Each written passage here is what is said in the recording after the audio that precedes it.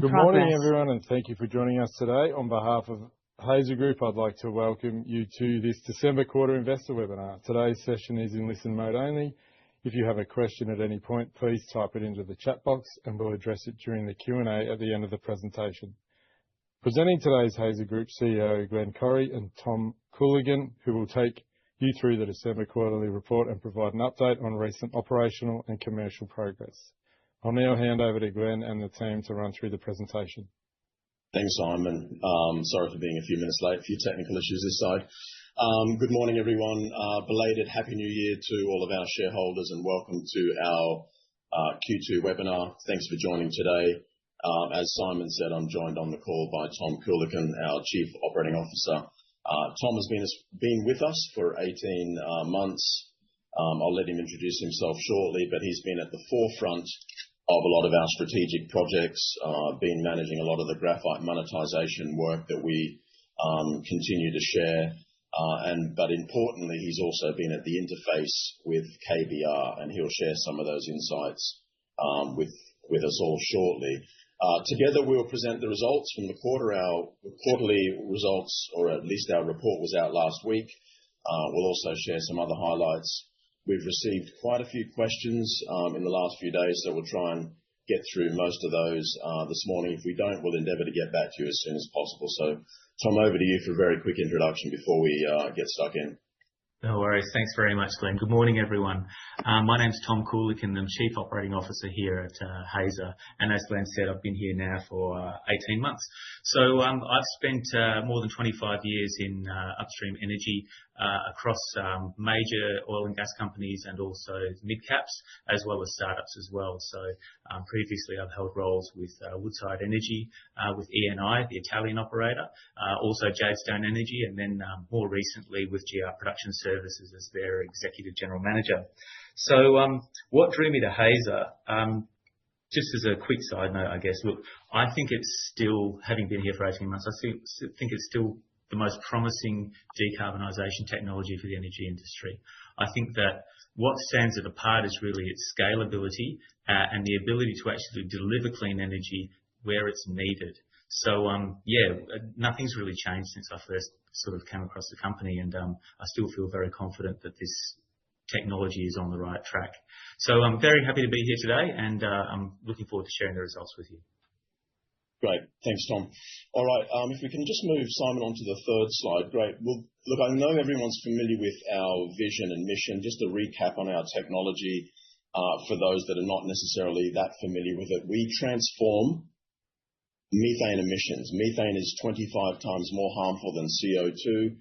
We convert those emissions into clean energy in the form of clean hydrogen and critical minerals in the form of a very high purity form of graphite. I like to talk about the technology as one technology that serves three markets: the hydrogen market, the graphite market, or the critical mineral market, as well as overall industry decarbonisation. So we're at the forefront of the energy transition, if you like.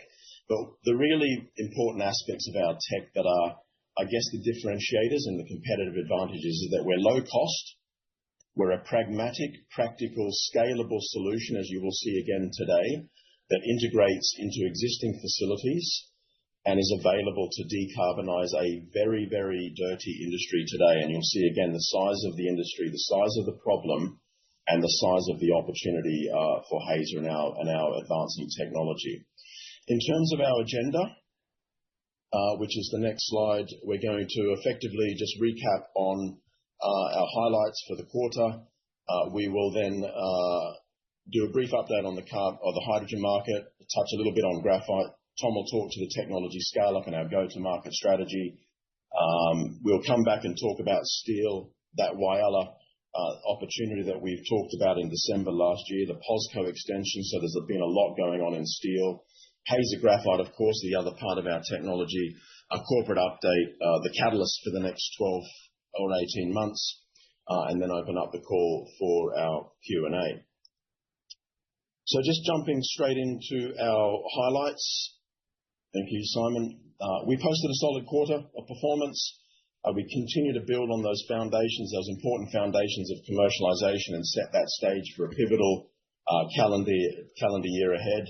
Firstly, we're making really good traction with KBR. Not forgetting, we only signed this deal back in May last year. We got working in earnest in June and July of 2025. We've made excellent progress on the design package and the commercial scale-up, not forgetting that we are designing and developing large-scale commercial facilities that are capable of decarbonizing one of the world's dirtiest industries. So it's a massive piece of work. We could not be doing it without KBR in terms of the design package. It is on track for this quarter to at least get in front of customers and give them the dimensions of what they're faced with in terms of integrating our tech into their facilities. And in parallel, the global marketing campaign with KBR is also in flight, and Tom will talk to that shortly. Secondly, we cut our first Hazer KBR transaction with Energy Pathways, so good to get out of the blocks with our alliance with Energy Pathways. It did gain UK government recognition during the quarter, which gives it access to some good fast-track approvals. And that project has now progressed through to revenue-generating project, which is the second for the company, but the first for the alliance. So big things in front of us there. It was a pretty big quarter as well for steel. So there's a bit of a deep dive in the pack on steel and how Hazer fits into the overall process. We joined forces with the group called M Resources. We're very excited about this partnership, and we are really strengthening their bid for Whyalla. So we'll talk about that a little bit shortly to the extent we can. And in addition to that, we also signed an extension to our strategic partnership with POSCO after some very positive graphite testing results that they've been undertaking over the past 6 to 12 months. In terms of graphite, we continue to product development, market development. Progress is still going on. Hazer graphite is now being confirmed suitable in a number of industries, cement, steel, of course, and we're looking very closely now at asphalt and bitumen, so really big markets, really big opportunities there for our graphite, as well as other industries. And then finally, we continue to engage constructively with governments at the federal level, at the state level, and we continue to see improving policy framework at the federal level, which is very important, starting to recognize methane pyrolysis and what Hazer does as a viable clean hydrogen pathway. So we'll talk more about that as well. In terms of numbers, we ended the quarter, or in fact, we start the year with over $17 million funding position or cash position. That was bolstered during the quarter by over $5.5 million of inflows. That came from the R&D rebate. That came from $1 million and a bit that came out of the capital raise proceeds that was approved at the AGM. Thank you to shareholders for approving that. Our cash burn, you'll see, is down substantially quarter on quarter, about 30%, and year on year for the same quarter is down 40%. So we continue to strip out CapEx, strip out any residual OpEx out of the business, and that gives us that extended runway through what we consider to be some fairly significant milestones ahead of us. Looking ahead, we continue to maintain that strong liquidity. We've got more grant funds in the pipeline. We've got revenues flowing from Canada and now the UK. I'd expect that trend to continue and, in fact, increase as we mature those projects. And not forgetting that we don't have that $4 to $5 million that KBR are contributing in that 17.2 either. So that's additional to the work, but that's offsetting a lot of the work that Hazer is doing on the ground. Our pipeline I'll talk about shortly, but that's increased to 51. It's more about quality over quantity, but again, just illustrating that we continue to see strong demand for the tech, and I'll give a bit of insight into that very shortly. Just moving to the hydrogen market. Excuse me. Look, it's a big market, big problem with a big prize. Okay, and this is the problem that we're trying to solve, which is currently the addressable market for Hazer is about 100 million tons, and that you'll see that on the bar on the left. To put that in context, people often ask, well, how big is that? Well, actually, it's valued at $206 million. Sorry, 206 billion, an order of magnitude out there. But that in context is effectively equivalent to the global iron ore market. So you can give some scale to this, and all of that is produced with steam methane reforming, an incredibly carbon-intensive process, 1 ton of hydrogen, 10 tons of CO2.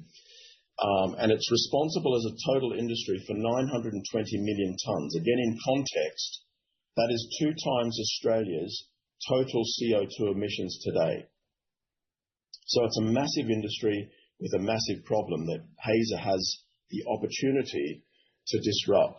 The growth you'll see on the right, ammonia, 3 times in the next 25 years, but steel, 10x between now and 2050. And we're starting to see that. The deal flow is increasing in steel. We've been public on 2 opportunities. We're very well placed with ammonia, with KBR. They're the world's leader in ammonia technology as well as methanol. And we've got the deal flow now coming through steel. So we're well placed on those growth industries. We've got a very exciting period ahead in terms of our ability to disrupt today's industry, not the future industries, but today's industry. A few words on graphite. It's still a very hot market. It's a critical mineral of the highest order. The US, the UK, EU, Australia, of course, have got it at the top of the list. It's a major component of the energy transition, and it's a major sovereign risk is trying to continue to control the supply side. And Tom will talk about the opportunities we've got on graphite very shortly. In terms of how the industry is playing out, we continue to see methane pyrolysis coming of age. Some of you have picked up the news flow. We're witnessing a shift. There's growing industry support, government investor support for the technology as a viable hydrogen pathway on the back of the challenges that green hydrogen faced over the last 2 or 3 years.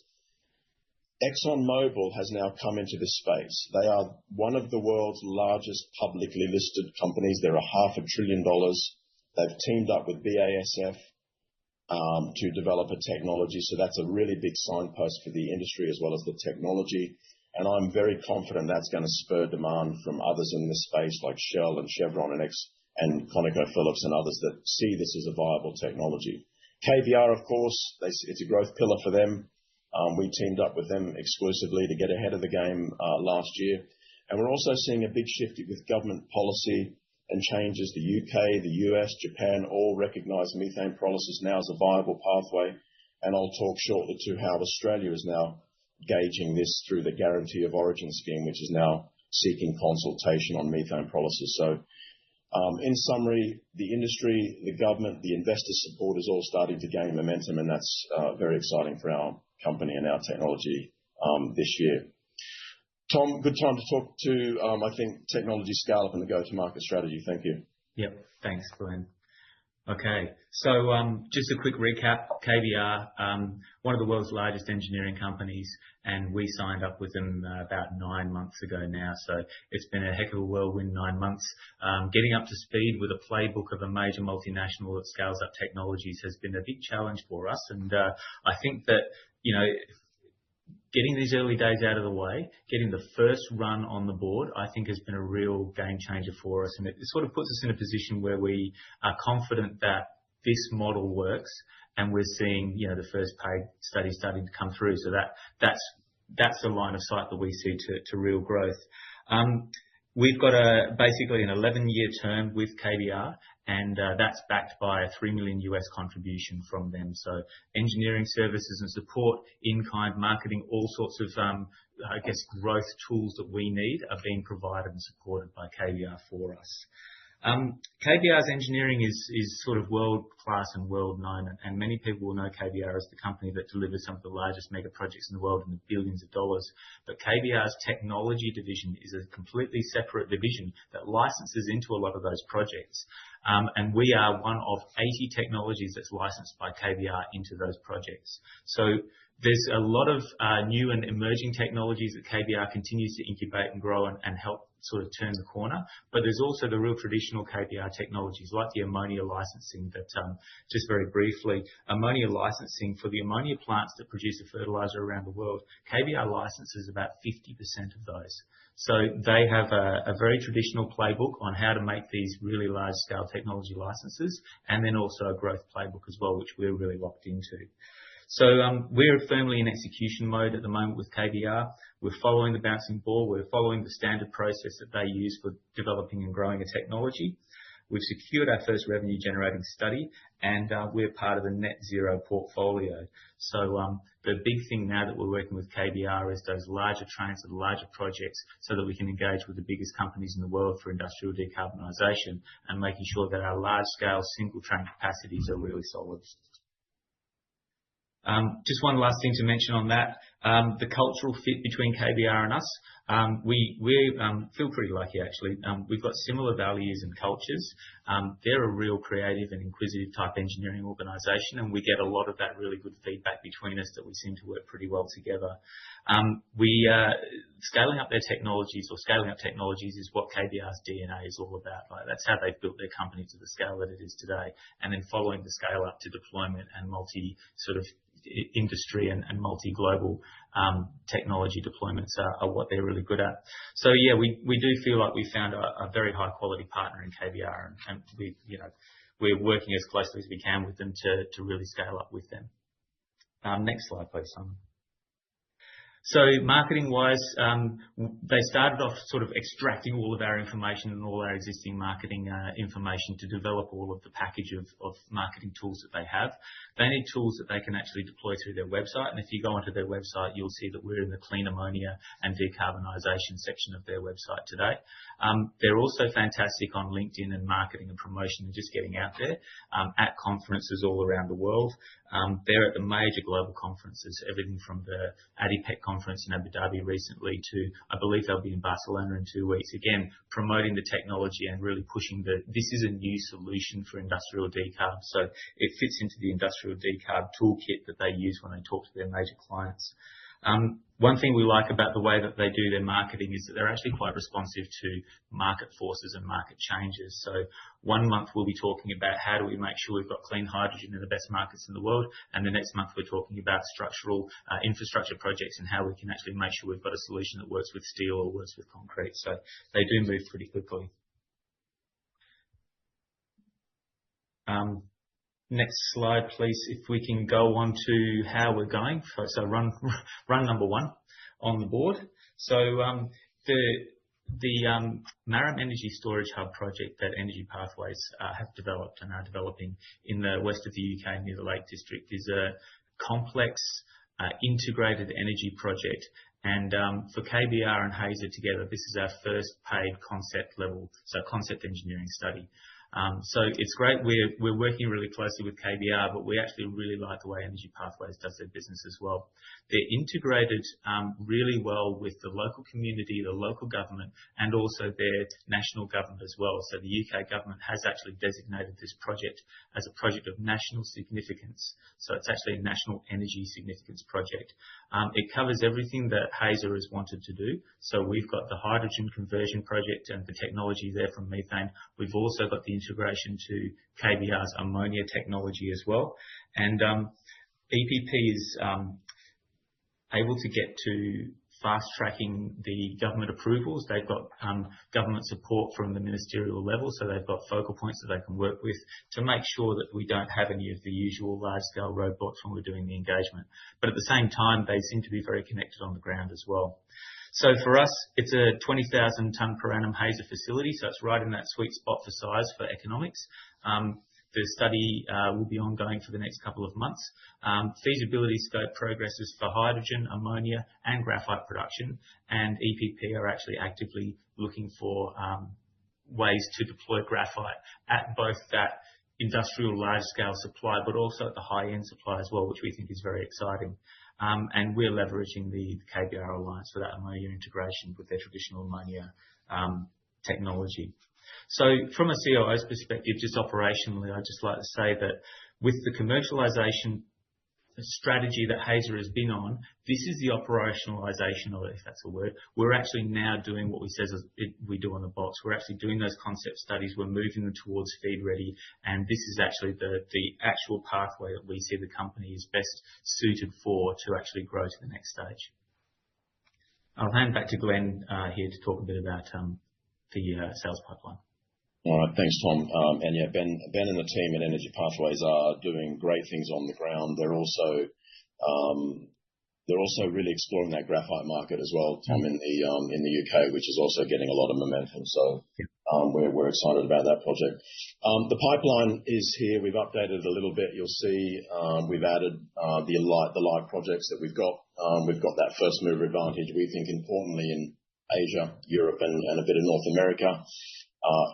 You will have seen in the last quarter we were sitting at around 45 active global customer leads. That's sort of risen to over 50 now. To give you a bit of color on what's come in, we've actually had 3 new steel opportunities on the back of our announcements of POSCO and Whyalla. So the steel industry, as we'll talk about shortly, is really getting a lot of momentum. We had one EV company out of Europe that is exploring and looking at not just the hydrogen side, but also the graphite side, and one large gas and power utility out of Asia Pac, and also one carbon trading group in the US. So we continue to see big demand for the tech.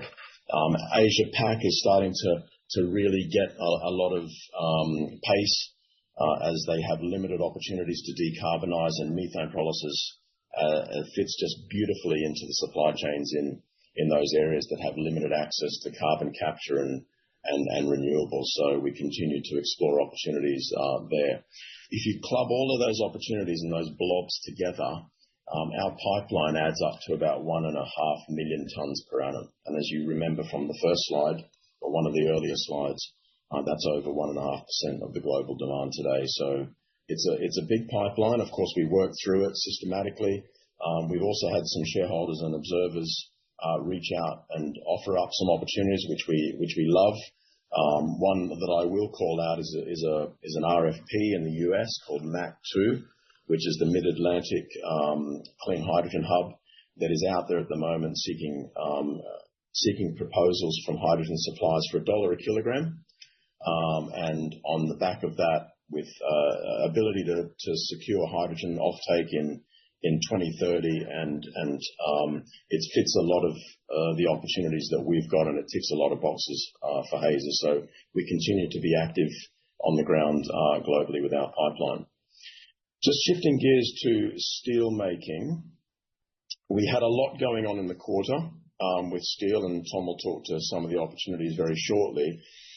But just so that everybody's aware of how our technology fits into steel, this was in our Whyalla announcement, but just a little bit of an explanation.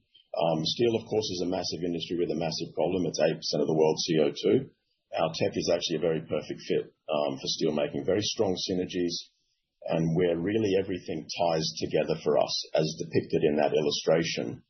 There's clean hydrogen that's used in the direct reduction process of iron ore into iron, and it's got a built-in graphite offtake because graphite is used extensively in the production of carbon steel making, in particular in the use of a recarburizer in the electric arc furnace. So it really is where both prongs of our technology fit wonderfully into one application, and that built-in graphite offtake is just so valuable for us. There's other synergies. Of course, we use an iron ore catalyst, and that's consistent with steel making. We produce and can produce hot hydrogen that integrates into the DRP process that minimizes energy intensity of the overall process, and importantly, the economies of scale. It's a large industry that needs a large solution, and of course, with Hazer's fluidized bed reactor, we're capable of getting up to very, very large scales that fit nicely into steel making. So it's a lot where everything comes together for Hazer, and that's really an extension of several opportunities that Tom will talk to now in terms of Whyalla. Thanks, Tom. Thanks, Glenn. Yes, so the Whyalla clean steel bid, I'll just give a quick update there. The process for the sale of the Whyalla Steelworks is a government-led and highly confidential process. So there are limits on what we can share. As publicly announced, Hazer has entered into a binding MOU with M Resources, recognising Hazer's ability to decarbonise steel. M Resources have submitted their bid as part of the process to acquire the Whyalla Steelworks. Hazer's technology was a key component of their bid and provides the decarb component. KBR is also supporting the M Resources bid.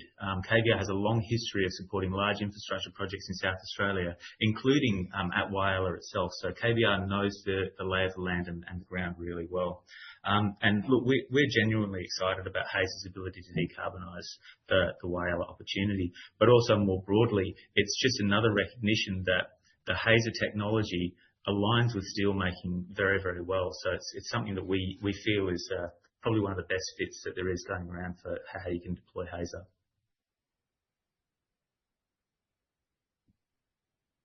Just on POSCO, thanks, Tom. On POSCO, you will have seen we extended our strategic partnership with POSCO. They are the sixth largest steel maker. In fact, they're the largest outside of China.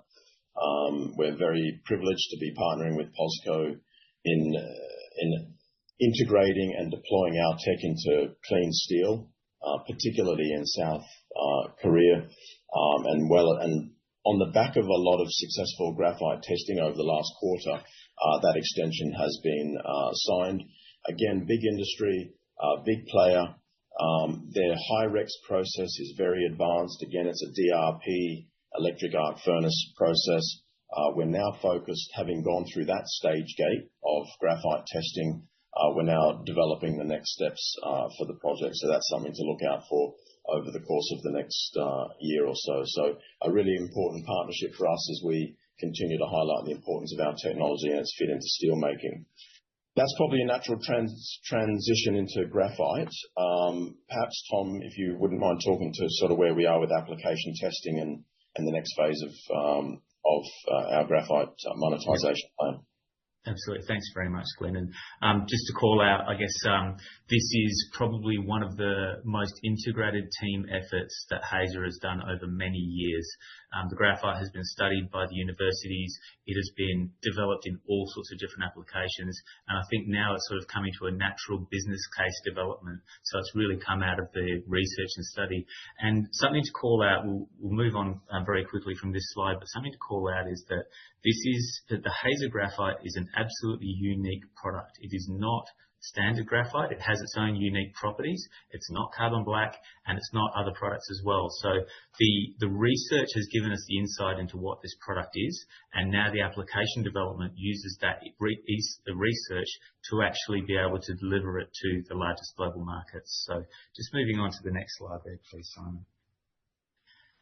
So the Hazer graphite being this versatile and valuable product, what we've gone and done basically is we've assessed our graphite across a number of different industries, and it continues to be very encouraging from the results. Where you can see from the strategy that we're looking is for the world's largest markets, where we have the largest consumption of carbon-based product that is, around the world. And if you think about concrete is the most significant man-made product in the world in terms of volume. Our strategy, I think that over the last year especially, we've really refined this strategy to target very specifically the response to market movements, but also the focus on these large volume markets with a genuine direct drop-in application. So what I mean by that is that straight out of the back of the reactor, with no post-processing, this product can be dropped straight into these applications, and that's where we've been really looking. And the key for this, obviously, is that the attractive price point, we have a minimum price that we're targeting, and what we're seeing is that at the moment, typically above $500 US a tonne is where we're aiming to deploy our graphite. The work completed so far from the priority markets that are emerging for us, iron and steel manufacturing is definitely, really high on the priorities, just because of what we talked about before with the synergies in using the hydrogen as well as the graphite. Concrete additives is another one where you actually see, pretty promising results so far and more to come, and also asphalt binders. Now, customers there are seeking lower emissions carbon products. They're trying to get away from either the high CO2 products that are post-generated or from the mined products as well. And so these are sort of the largest addressable markets that we've been able to identify in the world where we get that price point that we're really chasing. At the same time, and Glenn mentioned it before, we continue to receive strong inbound interest from critical minerals applications. So EV manufacturers, battery manufacturers, defence applications, high value sectors. These are much more longer term qualification processes, and they will require post-processing. So we've set up our strategy to be short-term, large-scale addressable drop-in market and medium and long-term post-processing markets so that we can continue to address those inbounds as they come to us. Ultimately, they're not going away, and we need to be able to support that critical minerals view. Finally, our recent MOU with Kemira sort of really strengthens that view with that and the work we're already doing through our Veolia partnership, that this particular type of graphite with its properties has some promising opportunities in water treatment as well. And that just shows sort of the breadth of capability of the specific Hazer graphite and its unique properties. Back to you, Glenn. Yeah, thanks, Tom. And I was on a call with the DOE last night, actually in the US, and graphite is an absolute priority for the US at the moment, and arguably over and above hydrogen. So it's quite a nice fit for us that we can effectively take a gas feedstock and effectively convert that into hydrogen, but also a critical mineral that is so desperately in need in some of these developing nations or developed nations. Just wrapping up, in terms of the corporate side, we've just included a bit of an update on government policy, just because we see things changing. We've actually had the ARENA board and management at site, which was an excellent engagement. We've come a long way since they backed us back in 2020 or thereabouts. The CDP, of course, operated very successfully. The tech is going to market, so it's a success story in that respect. The pipeline has grown enormously, so I think they were pleased to see the progress that we'd made. We talked a lot about emissions. We talked a lot about cost positioning of Hazer relative to green hydrogen and all the other hydrogen pathways, and I genuinely believe that these engagements are super critical for Hazer as policy continues to evolve, and we're starting to see that shift. Some of you may have seen, but the Guarantee of Origin scheme is now out for formal consultation on an amendment that we expect to include methane pyrolysis. So that's strong recognition of Hazer and strong recognition of this extremely viable pathway. I also spent time in Canberra. I met with, had a privilege of meeting with Minister Ayres, the Minister for Industry, Science and Innovation. Excellent conversation, keeping Hazer relevant in Canberra, but also at the policy level.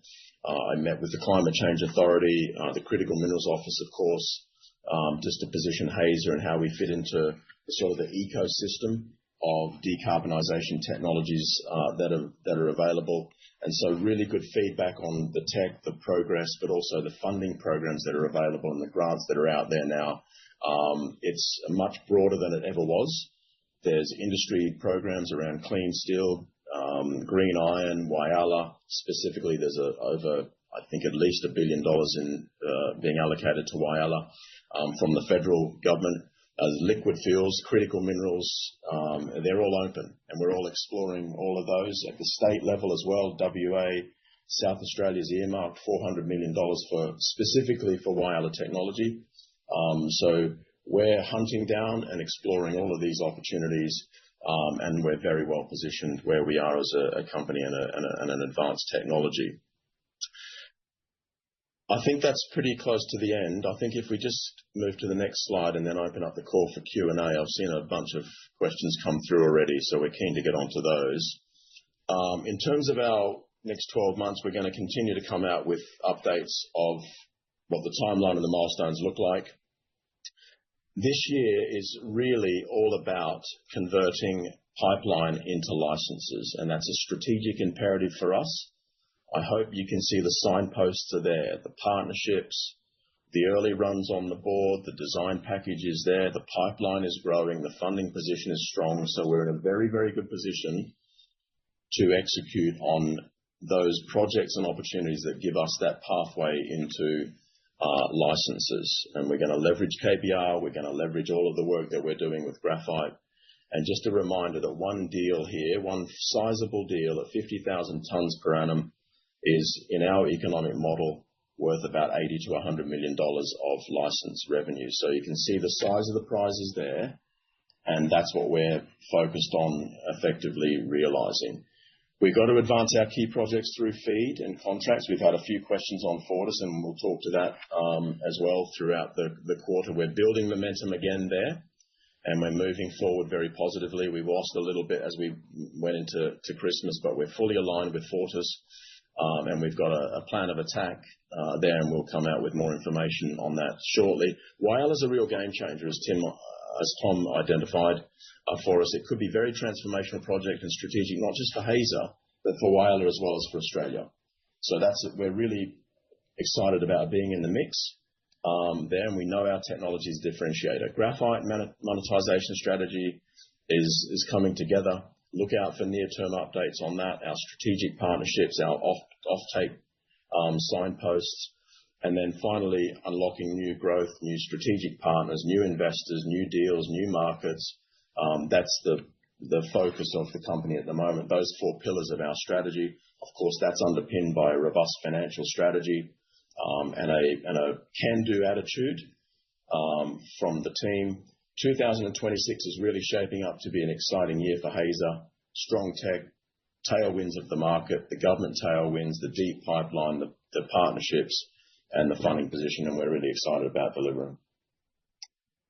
Simon, should we just turn to the Q&A? I've just noticed we've about 35 minutes or so. I'm keen to get some questions going. Yeah, and we had probably 12 come in before we started today already. Let's just dive in. Start with those. Yep. Kapil Seth emailed earlier about a KBR selecting a biomethanol project in the Middle East. Yep. Given the KBR Hazer alliance and the overlap work with the demonstration plant, are there active discussions ongoing with KBR to use the Hazer tech for this plant? Yeah, no, that's a good question, Kapil. Yeah, look, I can't comment on specific announcements that we're going to make or will or may make, but KBR in particular has an extensive and strong relationship with many players in the Middle East. There's a number of big Middle East projects that are available or open at the moment, as you've identified. We are throwing those into the pipeline. They're all under consideration. The Middle East continues to be a very strategic market for us. It's got low gas prices. It's a big ammonia, probably one of the largest ammonia markets in the world, along with methanol. Big capital, big players. They're not necessarily the fastest out of the blocks, but they are slower burners, but potentially very big projects and too big to ignore. So definitely a strategic market that we'll continue to look into with the right partners. Well, there's been a couple on M Resources, so I'll try and put these together. So Atosha asked, how did the M Resources partnership come about and why were they considered to be a good partner? And I guess if they don't be selected, do you think there's an option for you to still be used in whoever is selected? Very good. Okay, so you might have picked up, Atosha, in the announcement that we're partly a free agent. Of course, that if and we've had this discussion, of course, with M Resources in terms of their ability to win, and if they don't, what happens? Look, we've known a lot of the M Resources team separately for quite some time. So there's an established relationship there. It was a natural discussion as they moved into the process. We got to know what they were doing and how they were sort of thinking about the decarbonisation aspects of Whyalla. They've made an assessment of Hazer, but also other techs, methane process technologies. They chose us, as well as electrolyzers. They know there's a massive difference between us and electrolyzers. It's literally night and day. So it was clear from the get-go that Hazer could be a very strong fit for that project and the whole decarbonisation plans for that region. It moved fast as we got into the back end of last year, and so we got talking about how we sort of would bring this together. We got involved with them. We sort of papered it all up. And from what I've seen, I know Tom has said that we're obviously under confidentiality, strict confidentiality. It's a government process. But what I can say is, from what I've seen of the bid and how Hazer fits into it techno-economically, I'm very confident that their bid is a very, very strong one. And so we are going into this very positively. It's a process that will take a bit of time, but it's a very strategic project for everybody involved. So we're, again, excited about the opportunity with them. All right, excellent. Let's just move straight into Fortis. Has the site been identified? I know you sort of touched on it briefly, and there's a few other questions about Fortis. So can you just give a quick update on that? Yeah, I've seen those, Simon. Yeah, so good questions. More broadly, the project's going well. We would have liked to have provided an update at the back end of last year. I think Christmas and New Year got in the way and holidays and the like, but we're back at it. I know feet are under the desk. It's a large project. It's advancing well in strong collaboration with Fortis BC. We engage frequently. I know Tom is dealing with the team in Canada weekly, if not daily, at the moment on aspects of the project. Our focus is on project maturation. Site feed, completing feed with the right partner and getting the project to a development FID. They do take time. We're making good progress.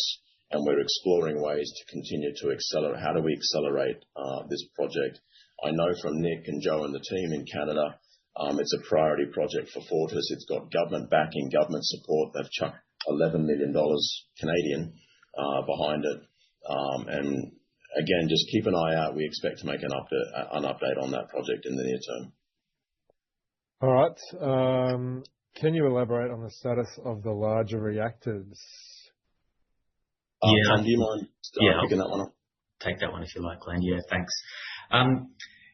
Look, the design package we're working on at the moment is a design package which is fundamentally built around our proprietary reactor hardware design.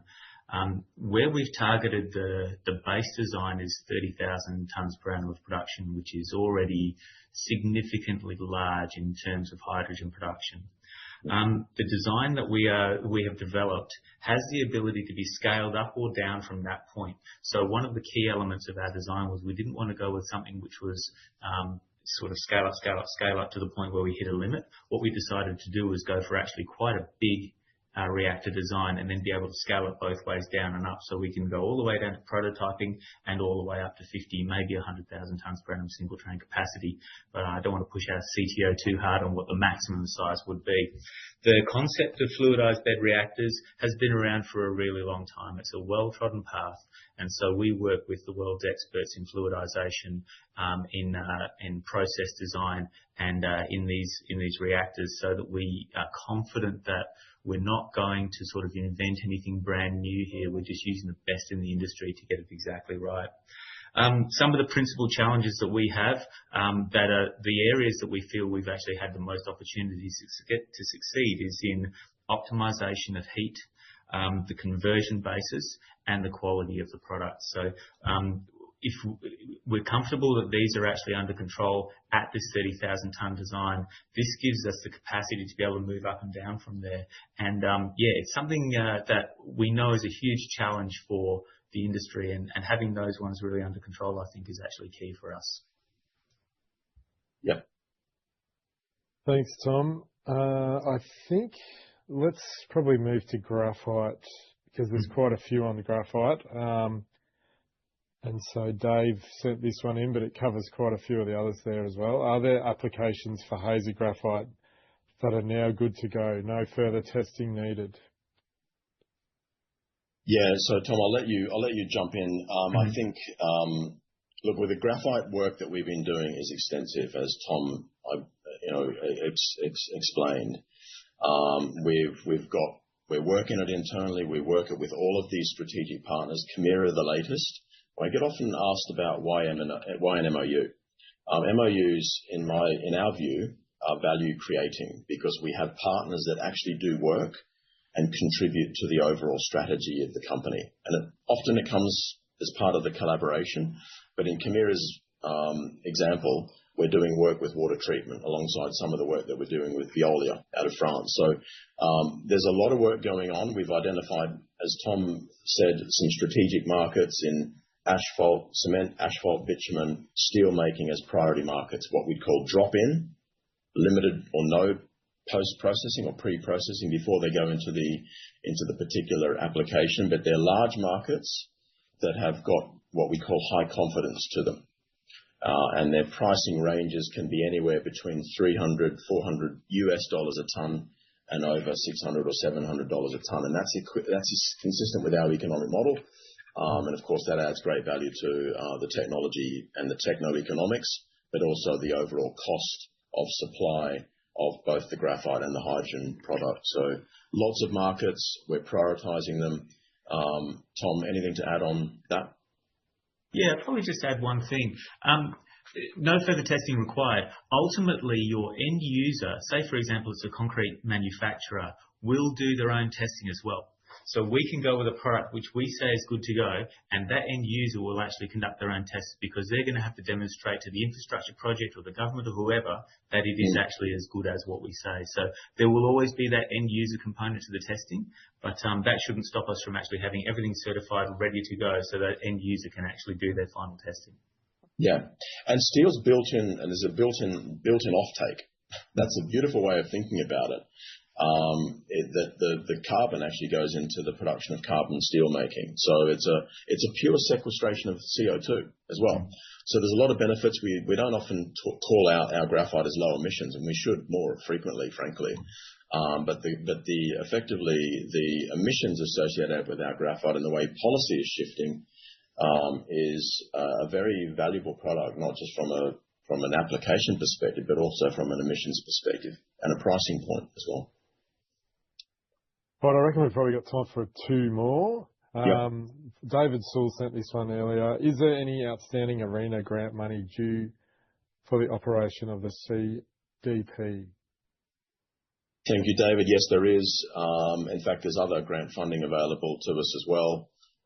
I think it's around $1 million, and some of that's going to be released this year. So that's another form of non-dilutive. On top of that, I think we've got $2 and a bit million from JITSI, the Western Australian government, which has got some milestones coming up as well. So these are very valuable funding inflows for us because they're non-dilutive. And they contribute to the growth strategy of the firm. There's other grants in the pipeline as well. There's Industry Growth Program and some of those other grants that I mentioned. So we're going to lob in bids on some of those as well. All right, and a final one here. Does Hazer have any analyst coverage? And if so, has that had a positive effect on the register? Yes, we do. It's a good time to perhaps call out our analysts, actually. We've got on coverage Declan Bonnick from Euros. Declan initiated, I think, last year or maybe the year before, but very good initiation report. Declan he does updates frequently. I think his target price is sitting at somewhere between 70 and 80 cents. We've also got Philip Pepe from Shaw and Partners who covers us. I think his target price is also in that same sort of range over the next 12 months, 70 to 80 cents. I think if you'd like to get hold of their research reports, then either reach out to us or reach out to the brokers directly, and I'm sure they can get you a copy. They're excellent analysts. They've been across energy, tech, and the space for a long time. We're privileged to have both of them on board, and I'm also confident that we're going to probably pick up a few more analysts this year. And see what we can do with getting them to site and across closer to the technology. All right, thanks everyone who joined us today, and thank you to Glenn and Tom for the presentation. Look, Glenn, I might just hand back to you for a closing comment before I hit the end button. Yeah, look, I don't have anything more to say other than thank you for supporting us. Look, we're in a really good position. We did a lot of work last year to set the foundations for calendar year 2026. I feel like we're in a very good position. I know sometimes some of these things don't go as fast as we'd like. You probably don't appreciate that I'm the most impatient person in the world, so join the club. But we've got a very good tech. It's a very, very strong tech. We've got a strong partner in KBR.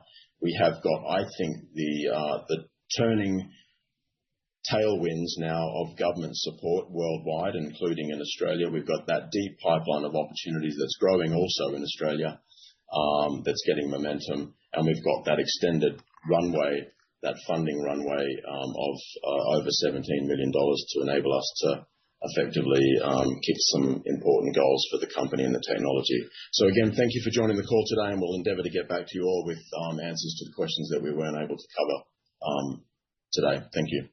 Thank you.